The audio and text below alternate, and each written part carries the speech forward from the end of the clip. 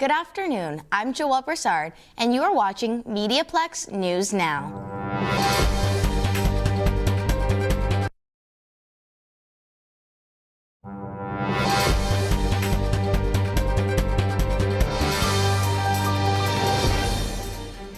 Now here's Constable Sarah Werstein with our weekly Crime Stoppers update. On Tuesday, January 23rd, just before 4 a.m., Windsor police were dispatched to a shopping mall in the east end of Windsor for an alarm. Once they arrived, they discovered significant damage to the front of the building. A red Nissan Frontier pickup truck was used as a battering ram to gain entry to the mall and then a jewelry store. The suspects managed to steal a significant amount of jewelry before leaving the scene. The truck used in this incident was located in the 2600 block of Lozon Road after it was set on fire. Head to our Facebook page for video of the suspects and vehicle. Anyone with information is asked to contact the Windsor Police Target Base Unit, or should you wish to remain anonymous, you can contact Crime Stoppers by calling us at 519-258-8477, or you can submit a tip online at catchcrooks.com. I'm Police Coordinator Sarah Werstein. Now we have Dale Kabukian to tell us about the OPP Women's Initiative. Who run the world? Women! More and more women are joining law enforcement. Last year, the Ontario Provincial Police requested different educational institutions for women applicants to join the police force. The OPP says they were pleased to welcome 96 students who attended information sessions from December to January, 44 of whom attended one or more sessions. 11 students from St. Clair College participated in this women initiative. Chair of Community Studies Biagio Latuca expresses pride in the college's collaboration with the OPP to promote diversity in law enforcement. Oh, I think it's great. I think it's much needed. Obviously, we love diversity, and we love that, the women want to be a part of this, this trend and this growing community of, police force in Windsor and Essex County. Third-year Police Foundation student Mallory Cole is one of the participants in the Women Initiative. She says she is now processing her application to join the police force. I think one of the most important things that we covered throughout the OPP Women's Initiative was the 10 areas of assessment and how to make myself a stronger candidate. They gave us really great feedback and really great tips on what to add to our application to make it stronger. The OPP says they will continue offering mentorship to prepare attendees for law enforcement. For the MediaPlex, I am Dale Kabukian. Haley Global is here to tell us more about the City of Windsor's wellness program. Last night, Council discussed the City of Windsor Wellness Program. It aims to invest in and improve the overall health of all City of Windsor employees, retirees, and their family members. The Wellness Program offers monthly initiatives to help improve physical, mental, and social well-being, including newsletters, health guides, contests, educational presentations, and more. Those who partake in 5 workplace wellness initiatives throughout 2024 can enter a draw to win a wellness day off. Representatives from the City of Windsor Union and Non-Union oversee the program under a steering committee. According to the 2024 Wellness Work Plan, February is the month of chronic health focus. Windsor's next City Council meeting will be Monday, February 26th. For the MediaPlex, I'm Haley Goebel. Punchki Day is today, and Saloni Chauhan is here to bring us the sweet scoop. Today is Punchki's Day in Windsor, a day of celebration for these delicious deep-fried pastries that are similar to filled donuts. Punchkis are made from a sweet, rich dough and can be filled with a variety of tasty flavors, including fruit preserves, custard, and cream.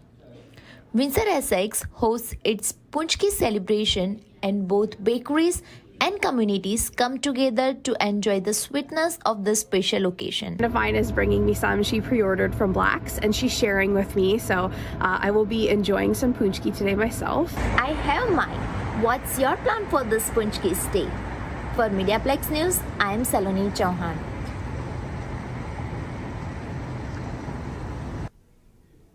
Women's hockey is thriving, and the Wildcats are leading the way.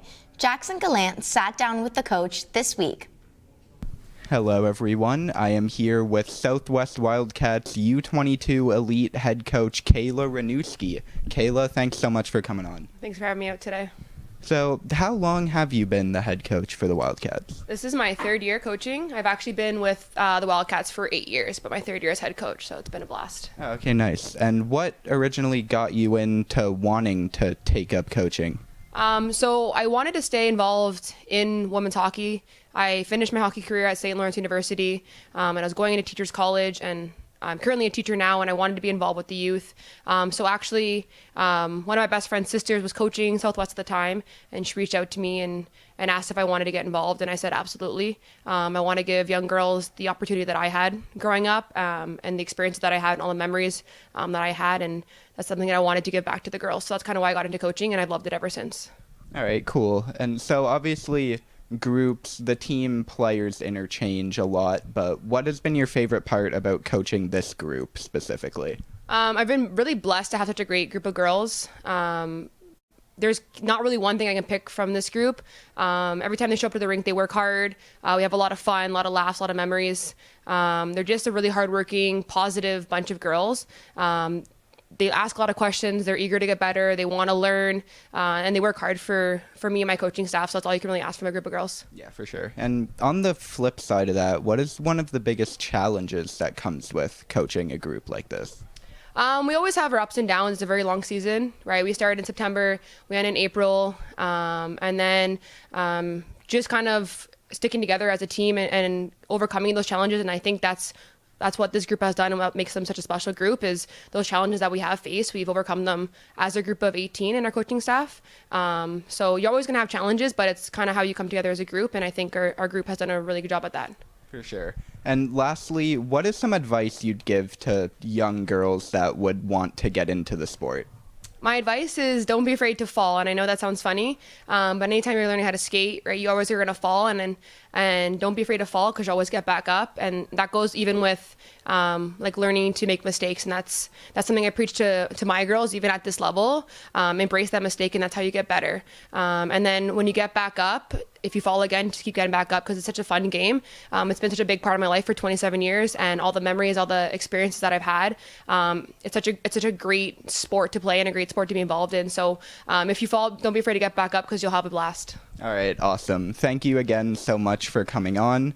We've just spent 3 minutes with Wildcats head coach Kayla Ranewski. For the MediaPlex, I'm Jackson Gallant.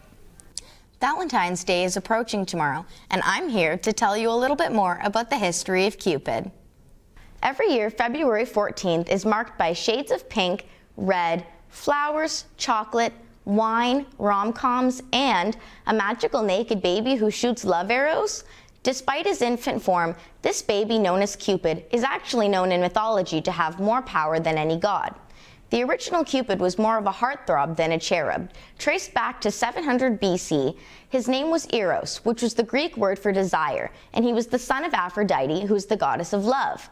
He was actually depicted as a young man in his late teens who was both threatening and handsome, who would use his power to make people fall in love. Over time, people started to address the notion that maybe he could make the wrong people fall in love. But people changed their tune around 4th century BCE when the social status of women in Athens dropped drastically, while at the same time, Eros' stories were more so linked to his mother, which led women to believe that if a woman controlled his every move, then mortals had no reason to fear him, and suddenly Eros wasn't so powerful. When the Romans conscripted Eros mythology, they brought over the modern iteration of the god as a cute little baby. They named him Cupid, which was the synonym for Eros, also translated to the word desire. For the Romans, he was a cherubic little baby boy who followed his mother's wishes to make people fall in love. Valentine's Day was becoming popular by the 18th century, and by 19th century, Cupid had become unequivocally linked to the holiday. So when Hallmark started creating greeting cards in 1916, the Cupid imagery only began to grow. Valentine's has remained one of Hallmark's top 2 selling holidays since the company's foundation in 1910. So there you have it. That's a brief history of our staple little holiday cherub and how he became the face of Valentine's Day. For the MediaPlex, I'm Joelle Broussard. Now let's take a look at our forecast. Wednesday will be sunny, but only with a high of 2 degrees, and Thursday brings flurries back around with a possibility of rain showers at 3 degrees. Thank you for tuning in. I'm Joelle Broussard, and you have been watching MediaPlex News Now.